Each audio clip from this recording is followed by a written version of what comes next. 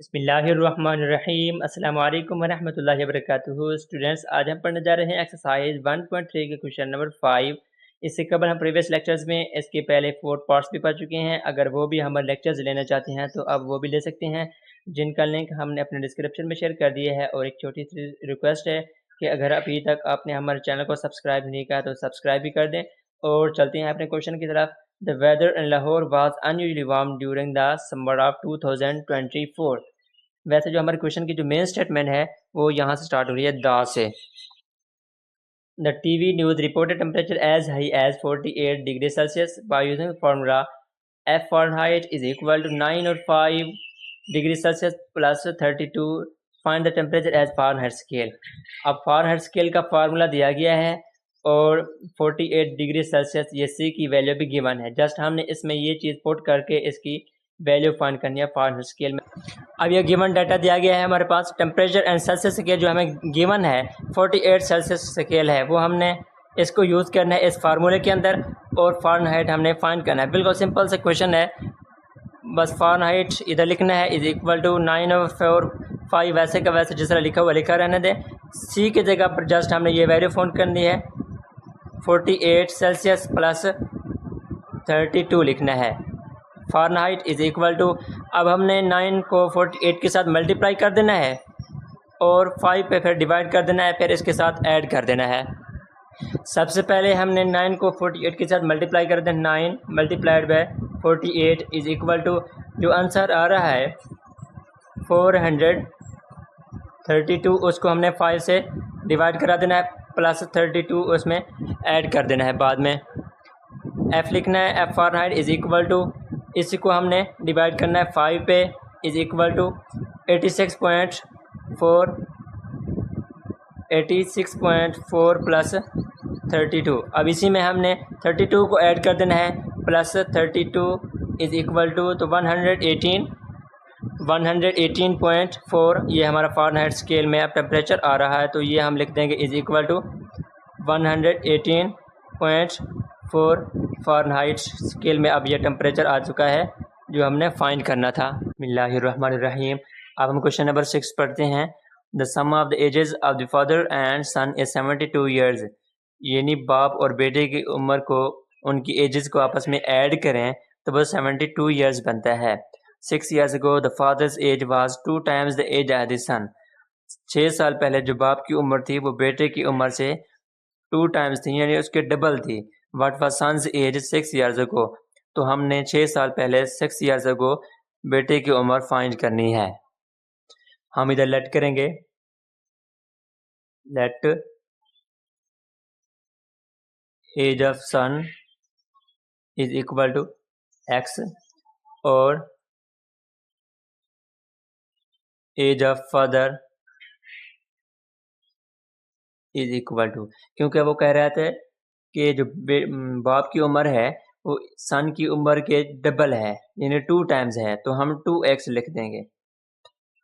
वो ये बात बता रहा है ना, 6 years ago the father's age was 2 times, यानी अगर बेटे की उम्र लेट के हमने की है x है तो बाप की उम्र से 2 times यानी उससे डबल थी, तो ये हमने लिखा है।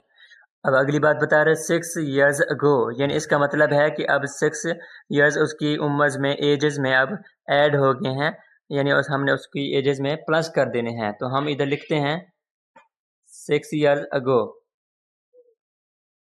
6 years ago यानी 6 साल पहले। अब 6 years इसका मतलब है अब गुजर गए हैं, तो उसकी एजेस में अब इजाफा हो गया है, तो इधर लिखेंगे हम age of son is equal to x plus 6 और age of father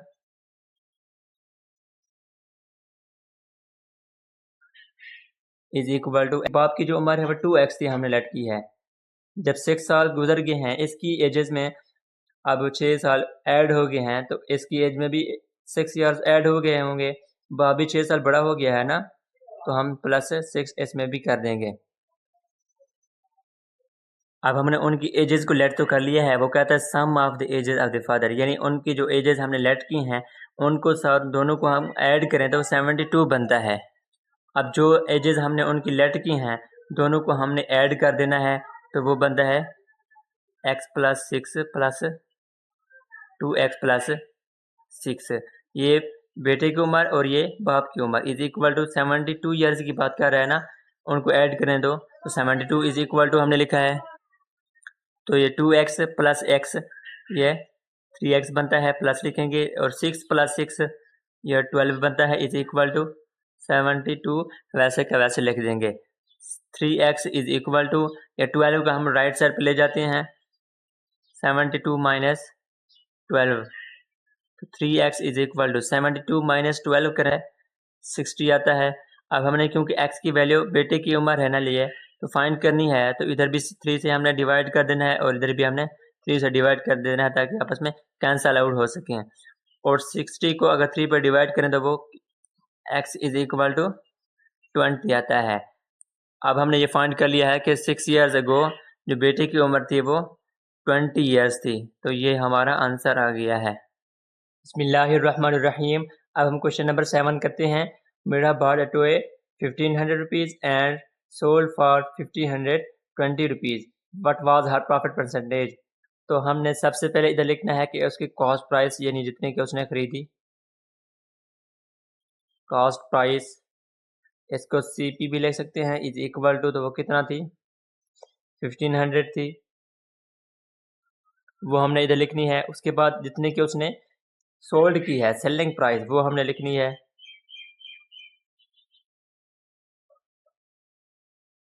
selling price उसको SP भी लिख सकते हैं, इज इक्वल टू, तो वो कितने की थी 1520 रुपीज़, इतने की उसने बेच दी है।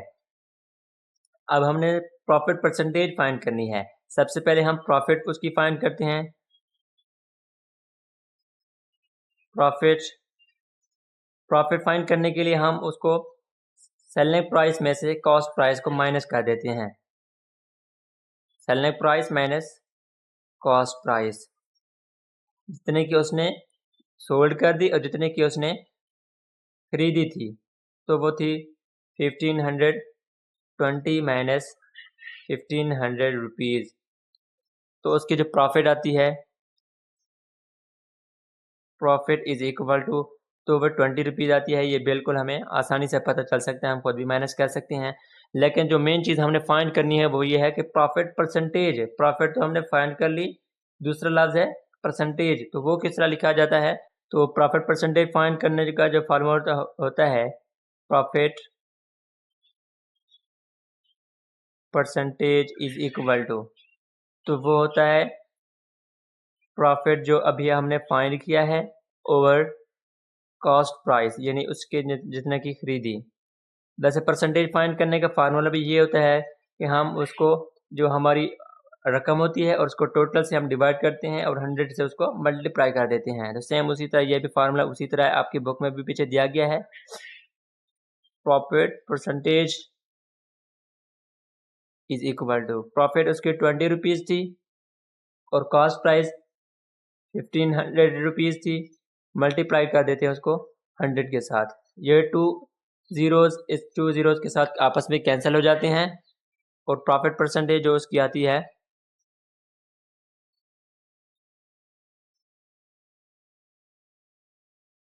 20 को अब हम 15 पे डिवाइड कर देते हैं। 20 डिवाइडेड बाय 15, तो 20 डिवाइडेड बाय 15, तो वो 1.33 परसेंटेज आता है। तो 1.33 परसेंटेज उसकी प्रॉफिट परसेंटेज है। बिस्मिल्लाहिर्रहमानिर्रहीम।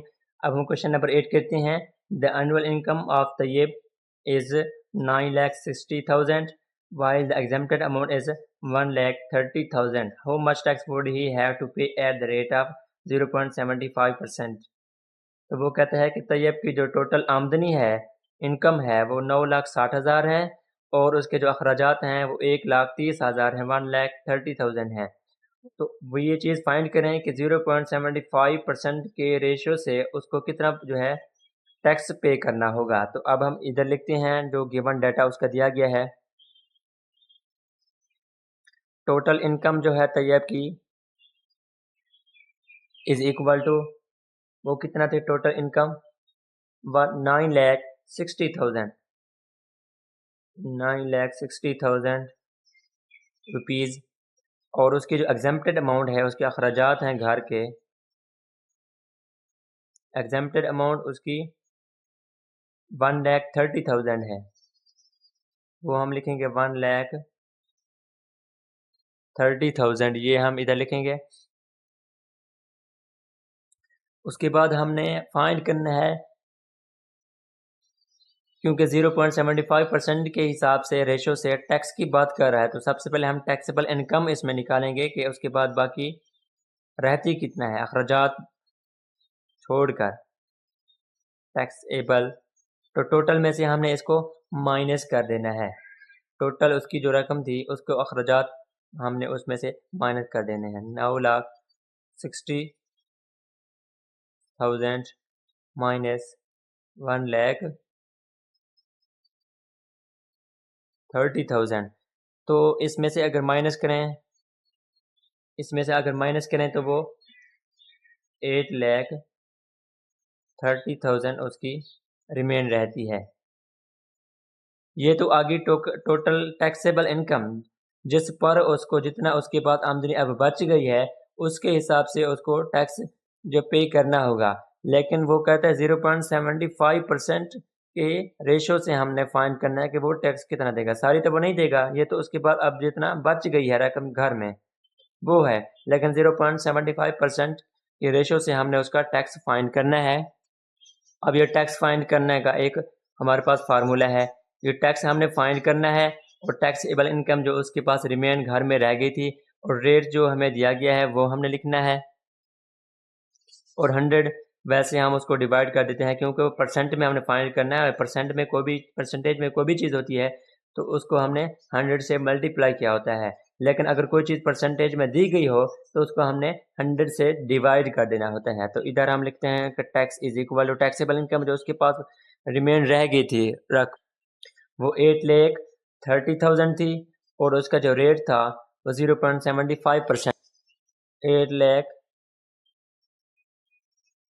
8,30,000 आमदनी, बाकी उसके बाद जो रह गई है मल्टीप्लाई कर देंगे उसको रेट के साथ, तो वो 0.5% था और 100 से उसको हमने डिवाइड कर देना है। अब ये दो ज़ीरोज़ इस दो ज़ीरो से आपस में कैंसिल हो सकती हैं, तो टैक्स इज इक्वल टू, तो 8,300 उसके पास बाकी रिमेन रहता है, उसको हमने मल्टीप्लाई करना है 0.75 के साथ। अब हमने इसको इसके साथ मल्टीप्लाई करा देना है, तो लिखेंगे 8,300 multiplied by 0.75 is equal to 6,225। तो 6,225 जो उसको टैक्स पे करना होगा 0.75 रेशो से। बिस्मिल्लाहिर्रहमानिर्रहीम। अब हम क्वेश्चन नंबर 9 करते हैं।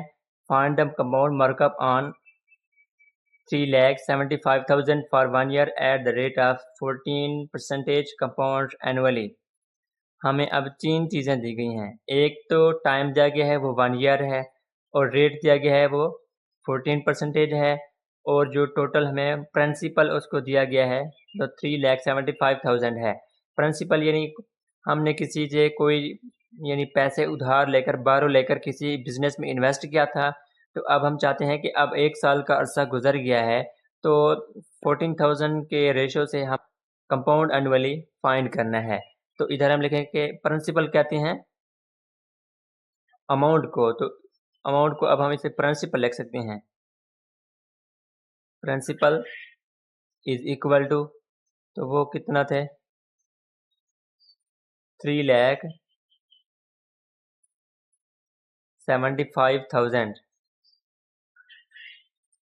उसके बाद जो रेट दिया गया है रेशो जैसे हमने फाइंड करना है तो वो हमने लिखना है, तो वो 14% है, और जो टाइम दिया गया है वो 1 ईयर है। Time T is equal to 1 year. इसको हम और भी लिख सकते हैं, और P को हम प्रिंसिपल भी लिख सकते हैं। अब हमने कंपाउंड जो है मार्कअप एनुअली फाइंड करना है, तो कंपाउंड मार्कअप का फाइंड करने का फार्मूला होता है इज इक्वल टू, तो वो होता है principal multiplied by rate multiplied by time over 100। ये P प्रिंसिपल को शो करता है जो उसकी टोटल अमाउंट है, और रेट R है वो रेशो को शो करता है जिससे हमने फाइंड करना है जिस रेशो से, और टाइम जो 1 ईयर दिया गया है, और 100 से डिवाइड इसलिए क्या क्योंकि परसेंटेज दिया गया है। और एक माइंड अपने में बिठा ले एक बात थोड़ी सी, कि जब हम किसी चीज़ का परसेंटेज फाइंड करते हैं तो उसको 100 से मल्टीप्लाई करते हैं, लेकिन अगर परसेंटेज दिया गया हो तो हम उसको 100 से डिवाइड करते हैं। तो हम इधर लिखे हैं markup is equal to principal जो थे 3,75,000 मल्टीप्लाइड बाय रेशो 14% है, वो हमने इधर लिखनी है, मल्टीप्लाइड बाय टाइम जो है वो 1 ईयर का दिया गया है, ओवर हमने 100 से उसको डिवाइड कर देना है। तो ये 2 0 इस 2 0 से कैंसिल हो सकती हैं, तो इधर हमारा मार्कअप लिखेंगे is equal to 3,750 rupees multiplied by 14 multiplied by 1 तो 1 ही 14 ही आता है। तो इसको हम आपस में अब मल्टीप्लाई करें तो 3,750 मल्टीप्लाइड बाय 14, तो ये आता है 52,500 52,500 रुपीज़। तो ये हमने कंपाउंड मार्कअप फाइंड कर लिया है जो वो पूछ रहा था, यानी उसने इन्वेस्ट किया था 3,75,000 और 14% के रेशो से हमने फाइंड करना था कंपाउंड एनुअली। तो 14% के रेशो से जो उसका कंपाउंड एनुअली आती है तो 52,500 आता है।